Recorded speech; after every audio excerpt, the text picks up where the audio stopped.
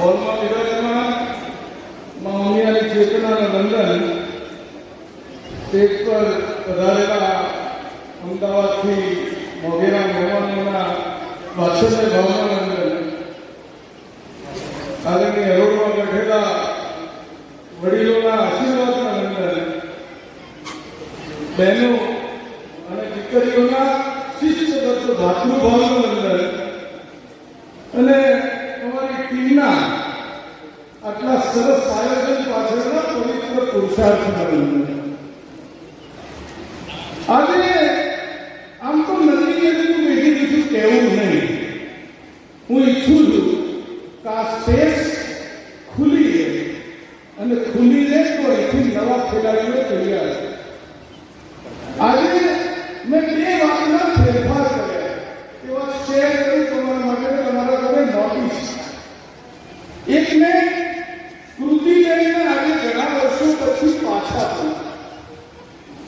મારો સમાજને એવો સંદેશ હતો કે નાનપણથી તૈયાર કરેલા બાળકો 12મા ધોરણ પછી ક્યાં ગુમ થઈ જાય છે એ મને જડતા નથી. એટલે 25 વર્ષના બાળકો પણ અહીંથી પોતાનો વિચાર રજૂ કરી શકે આ મેસેજ કરવા માટે મેં કે હાથ જોડી કૃતિને વિનંતી કરી હતી અને અહીં આવ્યા. એક વાર એમના માટે ખરેખર તાળી કરી. એમની વાત અત્યારના જમાનાની સૌથી ઇમ્પોર્ટન્ટ વાત. હું આ સમય લેવાનો નથી, પણ છતાંય તમને સમજાય એવી વાત, એક સાદી માની જવાબદારી શું હોય એવી કરી દે. લંકાનું યુદ્ધ વધ્યું, ભગવાન રામ લંકામાંથી અયોધ્યા પાછા આવતા રસ્તામાં કિષ્કિંધાવન આવી. આ બધા નામ એટલા માટે ભારપૂર્વક બોલું છું કે આપણે અહીંથી ધર્મ એટલા માટે રજૂ કરીએ છીએ કે બાળક આપણી સનાતન સંસ્કૃતિથી પરિચિત છે. સયાજીનું ઝૂ, આફ્રિકાનું સફારી પાર્ક અને આગ્રા નામ યાદ રહે તો કિષ્કિંધાવન કેમ યાદ ના રહે? આપણે પ્રયત્ન બાળકને એ સમજણ નથી આપી કે આપણે વિશ્વના સૌથી સમૃદ્ધ સાહિત્ય અને સૌથી ઊંચામાં ઊંચી સંસ્કૃતિના વારસદાર. આ ગુનો આપણે મા બાપ તરીકે એમનો કર્યો અને પછી જ્યારે મોટા થાય અથવા કોઈ અસામાજિક પ્રવૃત્તિ અથવા કોઈ એવી ભૂલ કરી દેશે ત્યારે આપણે એને જવાબદાર ગણીએ એનો હું આગ્રહ છું. આપણે એના ધારણમાં જે નાખવું જોઈએ એ અનુપમા અને તુલસી મને બહુ યાદ નથી આવતા કઈ કઈ સિરિયલ છે, આમાં ખર્ચ્યા અને ખર્ચ્યાને પરિણામ બાળક 21 વર્ષનું થાય ત્યારે આપણે ભોગવ્યું. હું હિન્દુ જાગરણ મંચમાં આપણી બીજી કોમ્યુનિટીમાં ભાગીદારી દીકરીઓના કાઉન્સિલિંગનું કામ પણ કરું છું.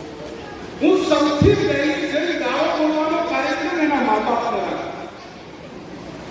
આ ભાન એમને એમના બાળપણમાં નથી શીખવાડ્યું, પોતાના વ્યક્તિગત મોજ શોખમાં એમને ખર્ચ પસાર કર્યો છે અને બાળક જોડે સાંસ્કૃતિક વિકાસની અથવા સાંસ્કૃતિક વિચારોની અપેક્ષા રાખે, આવું શક્ય નથી.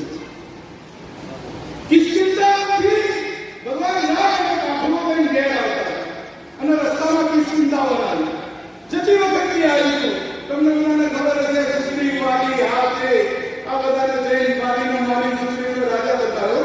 એટલે વળતી વખત જ્યારે આવી ત્યારે હનુમાનજીએ ભગવાનને પ્રાર્થના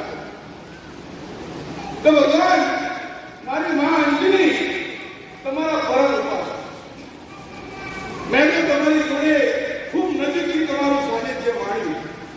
મારી ઈચ્છા છે તો મારી માને તમે દર્શન આપો.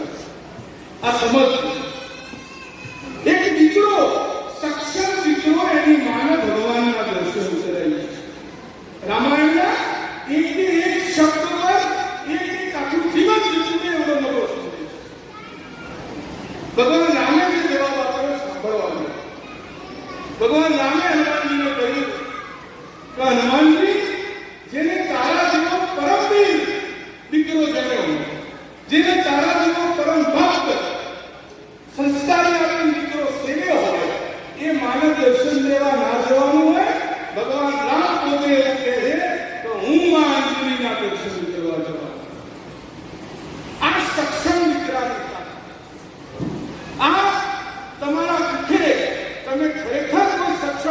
સંતાનના સેવી હશે તો એનું પરિણામ.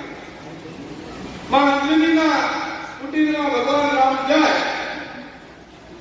અને માં અંજનીના પગે લાગી અને એમને એવું નક્કી કર્યું કે હનુમાનજીના પરાક્રમ વિશે માં અંજનીને હું કહું.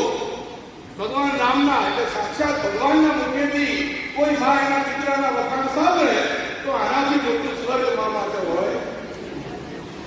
એટલે ભગવાને માં અંજનીને હનુમાનજીના પરાક્રમની વાત ખૂબ શાંતિથી સાંભળી. માની તાકાત જેમ જેમ હનુમાનજીના પરાક્રમ છે ભગવાન રામે કહેવાનું ચાલુ કર્યું, હનુમાનજીની બાજુમાં બેઠેલા અંજનીની આંખોમાંથી દળ દળ દળ દળ આંસુ.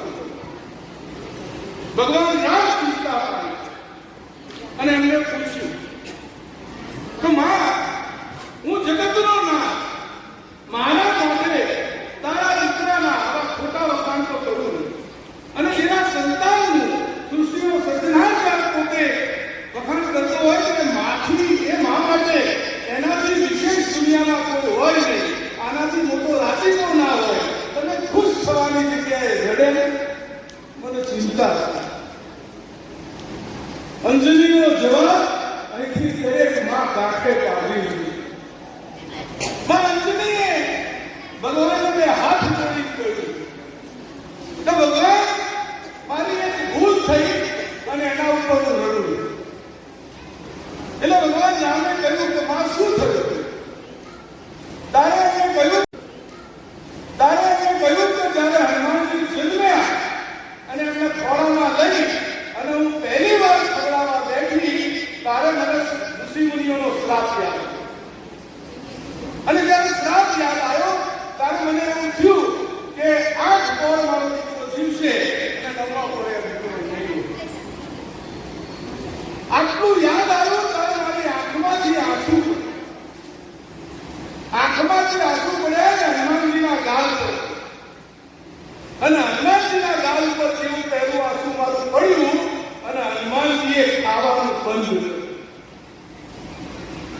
એમને મને પૂછ્યું કે માં, હું એવા કેવા પગલાં તારા પીઠે પેદા થયો કે પેદા થતી વખત તારે રડવું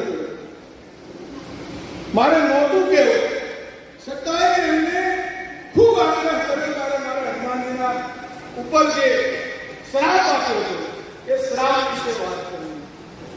અને એમને કહ્યું કે બેટા, આ છેલ્લી વાર હું તને ખવડાવી શકું અને આજ પછી આ મારા ભાગ્યમાં નહીં હોય, કારણ કે તારું જીવન આટલા અમુક પહોળું છે. હનુમાનજીએ બીજો ગુજરો ધામનો રહેવા દીધો અને નક્કી કર્યું કે માં, હું જન્મું અને તારા દુઃખ થાય તો પાછળથી રડવું પડે એવું થાય નહીં, અને બાદ સમયે ભક્ષીઓ કરતી હું આપણે બધા જાણીએ છીએ તો ખોળામાંથી ભગવાન હનુમાન ઉડી અને સૂર્યને લઈ જગતના વે પોતાની માને શ્રાપમાંથી મુક્ત કરી શકે આ માતૃત્વ રેખા. એટલે અંજનીએ કહ્યું કે ભગવાન, મારે થોડી ચિંતાઓ છે. એક જ ગુંગળો ધારણનો હનુમાનજી ડાયા હતા અને મારાથી એ વાત કહેવાઈ ગઈ અને એને બીજો ગુંગળો ધારણનો ખાધો. મેં 5 મિનિટ વાર જોઈ હોત અને બીજા 2 ગુંગળા મારા ધારણને એને ખાઈ લીધા હોત તો આ તમારે અક્ષરની સેના લઈ લંકાના દરબારમાં ના જવું પડે. મારા હનુમાનજી જોડે એ તાકાત હોત કે લંકા ઉખાડી અને અયોધ્યાના દરવાજે લાવી દીધી. આ માતૃત્વની તાકાત.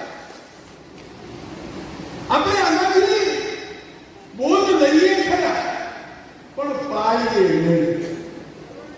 એ અનુપમા માસી શું આપણને આપે છે ખબર નથી.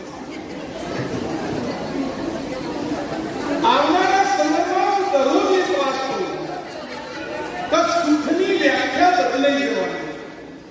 સમાજ જે રીતે વિકાસ કરી રહ્યો છે, દુનિયા જે ઝડપથી આગળ વધી રહી છે, એની સાથે સાથે કુસંસ્કારના વિકૃતિઓ પણ વધી છે. આવનારા સમયમાં સુખની એક જ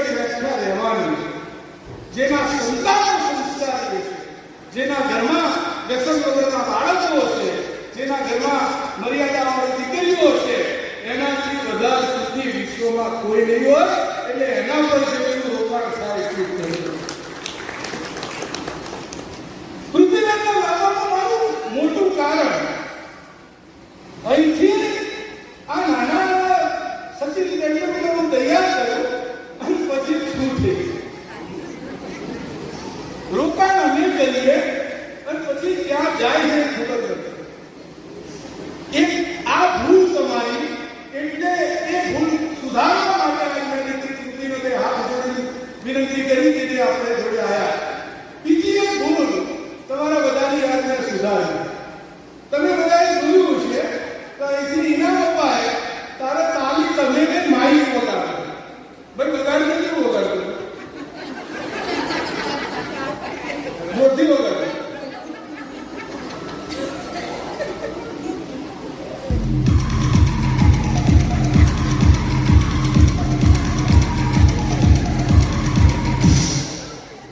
આ ભાડાના લાભમાં પડે એનાથી મોટો શ્રાપ કોઈ નથી. મહેરબાની કરો, આપણું બાળક અહીંથી કોઈ પણ રજૂઆત કરે એની કોઈ પણ સફળતા માટે બે હાથ જોડી તમને બધા વિનંતી છે કે એક વાર તાલી પાડો.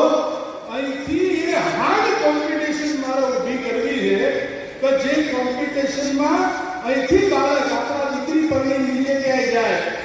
ડોક્ટર કે એલ પટેલ હાજર હતા, નીકળી ગયા લાગે છે.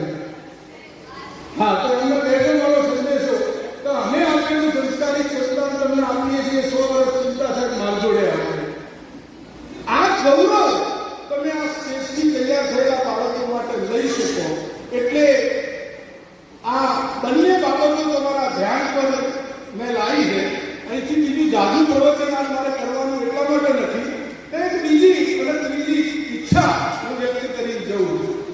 હું તમને બધાને, કારણ કે માં જ આ જેટલા સંતાનો અહીંથી બોલે છે ને એમના પપ્પાનો કોઈ ફોન જ નથી, એમની મમ્મીનો ફોન આવે એટલે જાગૃત માં આ બધું કરી છે.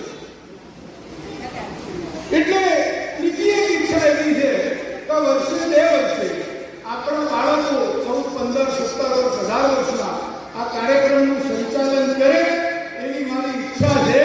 અને આ બધાના ખૂણામાં બેસાડી શ્રોતા બનાવીએ એ વાત ઉપર એક વાર જોરથી તાળી પાડી બધા આપશો ને એવા છોકરાઓ. સમાજની જવાબદારી છે કે બાળકોના વિકાસમાં પ્લેટફોર્મ પૂરું પાડવું.